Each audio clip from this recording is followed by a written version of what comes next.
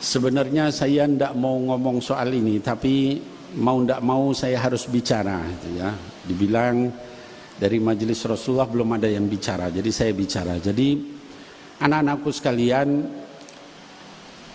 ada seorang ulama besar yang hidup lebih kurang sekitar 1000 tahun yang lalu, yaitu Al-Imam Ahmad bin Isa, atau dikenal dengan Al-Imam Ahmad Al-Muhajir, atau dikenal dengan Al-Muhajir ilallah. Beliau itu lahir sekitar tahun 260 atau 265 Hijrah dan wafat sekitar tahun 345 Hijrah. Kalau sekarang 1445 berarti sudah lebih dari 1000 tahun yang lalu. Akhlak ulama 1000 tahun yang lalu itu jauh dengan orang-orang saat ini. Ibadah mereka, waraknya mereka, zuhudnya mereka, khusyuknya mereka, takutnya mereka sama Allah Subhanahu wa ta'ala itu jauh-jauh dengan apa yang kita alami saat ini di zaman ini. Jauh sekali. Al-Imam Ahmad bin Isa itu adalah keturunan keempat dari Al-Imam Ja'far As-Sadiq rahimahullah ta'ala anhu. Ya, jadi Ahmad Al-Muhajir bin Isa Ar-Rumi bin Muhammad Al-Bagir bin Ja'far As-Sadiq. Dan Imam Ahmad Al-Muhajir atau Ahmad bin Isa ini adalah keturunan ke-8 dari Al-Imam Ali bin Abi Talib karramallahu wajhah wa sayyidatuna Fatimah Az-Zahra binti Rasulillah sallallahu alaihi wasallam. Kalau ditarik sampai kepada Nabi Muhammad sallallahu alaihi wasallam, beliau adalah keturunan ke-9, masih dekat dengan Rasulullah sallallahu alaihi wasallam. Beliau hidup 1000 tahun yang lalu.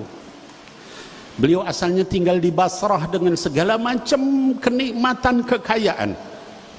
Lalu beliau meninggalkan itu semua untuk dakwah di jalan Allah melalui jalan ribuan kilometer dari Basrah di Irak sampai ke Makkah, ke Madinah dulu, tinggal setahun di Madinah dekat dengan buyut beliau yaitu Nabi Muhammad sallallahu alaihi wasallam.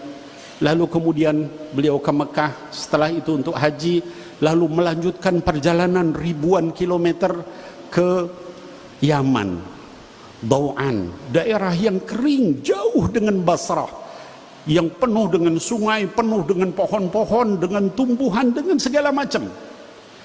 Meninggalkan harta begitu banyak, kebesaran, kekuasaan dan sebagainya yang beliau miliki hanya untuk dakwah di jalan Allah di negeri yang penuh dengan tandus kering di Hadramut, di Yaman bagian selatan. Al-Imam Ahmad rahimahullahu ta'ala punya anak namanya Sayyidina Ubaidillah bin Ahmad bin Isa. Sayyidina Ubaidillah punya anak namanya Alwi bin Ubaidillah bin Ahmad bin Isa. Sayyidina Ubaidillah ini menurunkan banyak sekali aulia dan ulama. Salah satunya adalah Al-Imam Umar bin Abdurrahman Al-Attas yang ratibnya dibaca hampir di seluruh dunia. Orang membaca Ratibul Attas itu adalah keturunan dari Al-Imam Ahmad Al-Muhajir rahimahullah ta'ala anhu. Kemudian juga ada Al-Imam Abdullah bin Alawi Al-Haddad yang kitabnya Nasaihud Diniyah wal Wasaya Imaniyah, Adab Suluk Al-Murid dipelajari di seluruh pesantren, bukan hanya di Indonesia, sampai ke berbagai negara. Ulama-ulama besar.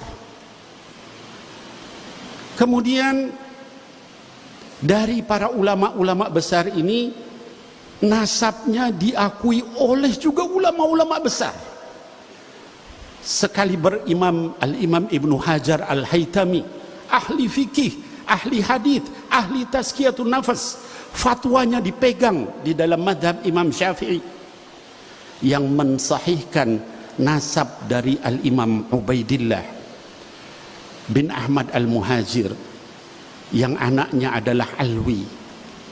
Itu disahihkan nasabnya oleh Imam Ibnu Hajar Al-Haytami, disahihkan juga oleh Al-Hafiz As-Sakhawi. Al-Hafiz As-Sakhawi ini adalah ahli hadis. Kalau kita di sekarang orang dibilang hafiz hadis, paling hafiz berapa hadis?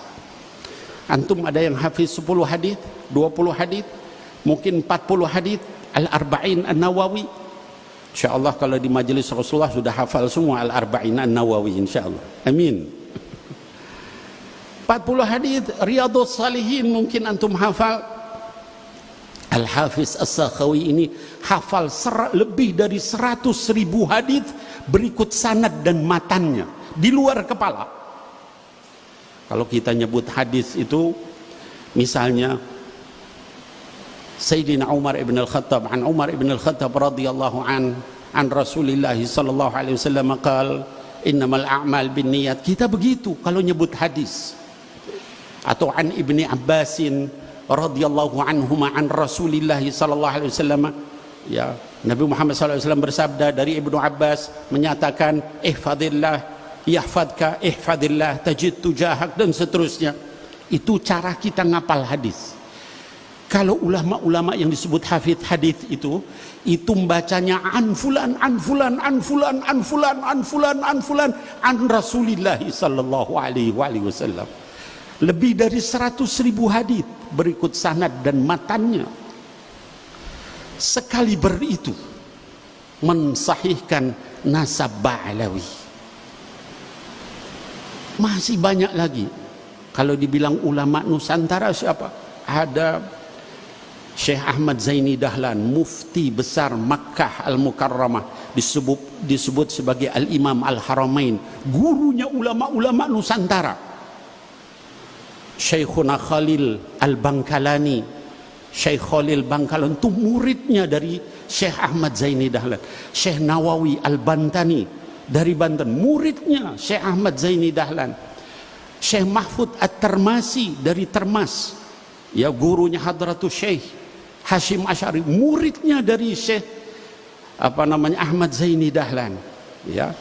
Syekh Yasin Al-Fadani, ya, itu juga muridnya dari Syekh Ahmad Zaini Dahlan. Itu mensahihkan nasab Ba'alawi.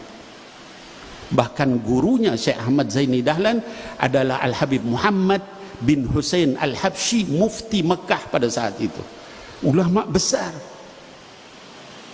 Kalau kemudian ada yang menafikan nasab itu berarti menganggap semua yang tadi saya sebutkan itu nggak ada artinya. Ulama-ulama itu semuanya tidak benar, semuanya salah, semuanya bahkan menipu. La haula wala quwata illa billahil aliyil azim. Bahkan kuburan para aulia yang ada di sini, yang ada di Tarim, yang ada di Malaysia, itu semua adalah pendusta semua. La haula wala quwata illa billahil aliyil azim. Jadi anak-anakku sekalian, fitnah akhir zaman, ya, ini bukan masalah kecil, ya. Apalagi yang nyebut begitu, ya, itu belajar nasab juga entah di mana, gitu. Di negeri antah berantah, tiba-tiba jadi pakar nasab, kemudian menyatakan itu enggak sahih, bohong. Membohongkan nasab seseorang itu sama dengan mensahihkan orang yang bukan nasabnya. Berarti Sayyidina Ubaidillah itu kemana nasabnya? Kalau dia anak zina, itu keturunannya aulia zina semua. Haula wala quwata illa billahil aliyil azim.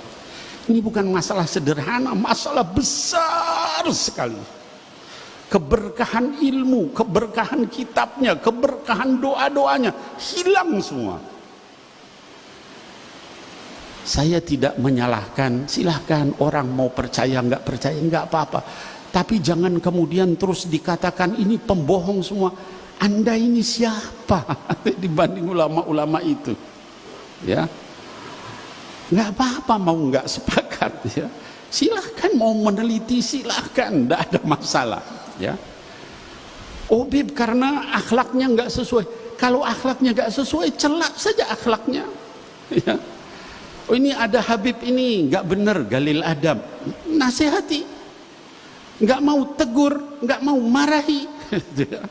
Kalau perlu penjarain. Tapi jangan dinafikan nasabnya. La haula wala quwwata illa billah. Lagian cuman berdasarkan satu kitab. Ya, kitab gacoannya ini yang nggak ada di situ, dinafikan. Haula wala quwwata illa billah. Saya ini punya anak 5, belum saya tulis di Robito Halawiyah apa namanya nasabnya itu, belum saya tulis. Tiba-tiba ada orang bilang, Bib itu bukan anak Habib itu. Gimana kira-kira? Hanya karena saya nggak nulis. Dan saya nggak nulis bukan karena nggak mau nulis. Saya berharap anak-anak saya bercermin dengan akhlak Sayyidina Muhammad dulu sallallahu alaihi wasallam daripada dia bawa buku-buku nasab. Nanti kalau udah akhlaknya bagus, ini kira-kira pantas, baru dia kemudian dengan berat hati membawa nasab itu. Kenapa? Karena takut ini nanti nama Nabi Muhammad yang kebawa sallallahu alaihi wasallam. Gimana kalau kita nggak benar, kalau kita ngaco, kalau kita salah, kalau kita maksiat, kalau kita mungkarat. Jadi nggak apa-apa kalau misalnya dikatakan nih banyak Habib yang galil adab atau yang nggak benar atau yang nggak apa-apa. Memang jangankan keturunan Rasulullah sallallahu alaihi wasallam, pamannya sendiri masuk neraka, Abu Lahab. Tabbat yada abi lahabi wa tab. Allah yang bilang kalau enggak benar masuk neraka. Ya. Nah, apalagi keturunannya, pamannya sendiri kalau enggak benar masuk neraka. Ya. Jadi jangan, ya Allah, ngeri gitu ya. Dunia saat ini nih, la haula wala quwwata illa billah, ya. Nah, anak-anakku sekalian, hadirin wal hadirat, kami di majelis Rasulullah ini seringkali orang bilang, Bib, itu kan masalah kecil, biarin. Masalah ini bukan masalah kecil, ya. Masalah kehormatan ulama-ulama besar, ya, yang diremehkan, dilecehkan, ya. Majelis kita, majelis Rasulullah ini ngajarin akhlak, adab dengan baik-baik. Kiai Syamsul ini ulama kita di PWNU itu susah payah ngajak orang supaya berakhlak baik. Tapi mereka ini, haula ini ngajarin orang untuk benci, gitu ya. Nyaci maki orang lain. La haula wala quwwata illa billah. Saya ini anak-anakku sekalian, alhamdulillah dengan izin Allah sampai umur saya sekarang 57 tahun, hampir 60. Saya rasanya belum pernah nyaci maki orang dengan nama binatang. Tapi sekarang di Instagram saya, di Facebook saya, orang menyatakan, hei keturunan anjing, hei keturunan babi, kata begitu. La haula wala quwwata illa billah. Saya sih tidak masalah dibegitukan. Alhamdulillah, apa taghfir adzunub, tarfa' derajat, ya. Diampuni dosa-dosa saya, diangkat derajat. Tapi itu kalau ada yang begitu langsung saya hapus, saya blokir. Kenapa? Takutnya jamaah yang marah, bukan saya gitu. Terus jadi konflik horizontal. Ini menyebarkan kebencian kemana-mana, ya. Sampai anak buahnya segitunya. Kalaupun kita ada seorang koruptor, ya, ngemaling uang negara berapa triliun, pantas nggak kalau kita bilang, hei keturunan babi kamu atau anjing? Dia kan punya bapak, punya nenek, punya kakek. La haula wala quwwata illa billah. Koruptor, pencuri, pemabok aja nggak pantas dibilang keturunan babi, keturunan anjing. Ini mereka begitu, ya. Saya pribadi alhamdulillah, ya, ini pahala yang nggak mengandung ria, tidak ditunggu-tunggu, datang sendiri ngampunin saya, alhamdulillah, alhamdulillah. Tapi yang saya takut itu nggak semuanya bisa begitu, ya. Ada orang yang dibilang keturunan babi marah, ya. Kalau nanti dibacok jadi apa? Kan jadi kacau ini, ya. Terus kemudian dilaporkan, ini pembohong Robito, ya. Mau dilaporkan ke polisi. Berarti ini bukan orang ikhlas mencari ilmu ini, ya. memang ada pesanan di belakang itu untuk menghancurkan umat Islam, ya. Jadi ala kulli hal, ini akhir zaman. Saya ini sebenarnya nggak mau ngomong begini gitu ya. Udahlah biarin saya bilang. Tapi orang pada bilang, "Bib, kenapa di majelis Rasulullah nggak dijelasin soal begini?" Ya, saya nyampaikan begini juga nanti diputar lagi sama mereka itu ya, dibulak-baliknya. Jadi saran saya nggak usah didengerin yang begitu. Itu ngotorin hati, nyakitin hati. Bandingkan ulama 1000 tahun yang lalu dengan sekarang. Mereka difitnah, mereka pembohong. La haula wala quwwata illa billah. Orang di zaman itu tuh, kalau misalnya dia nemu sorban di jalan, nggak berani dia ambil, dia cari sampai ketemu orangnya, walaupun bertahun-tahun. Itu orang zaman itu. Dibilang malsu nasab. La haula wala quwwata illa billah. Wa ulama yang tadi saya sebutkan segitu banyak, berarti semuanya bahlul gitu. Nggak ngerti nasab. Haji. Dan nasab Ba'alawi itu disahihkan oleh semua lembaga nasab di dunia. Kecuali mereka ini ya. Tiba-tiba nongol aja. Ngol. Kayak ongol-ongol. Terus wah mengkader segala macam. Dari mana itu uangnya? Bisa mengkader begitu. Ya, sebarkan di televisi di mana ya. Yang jadi korban bukan habaib aja. Ini Kiai Syamsul jadi korban juga beliau, ya. Bahkan Rois Am PBNU Kiai Miftahul Akhyar dicaci maki sama mereka. Ya, kemudian juga Gus Yahya ketum PBNU dicaci maki, ganti katanya, ya.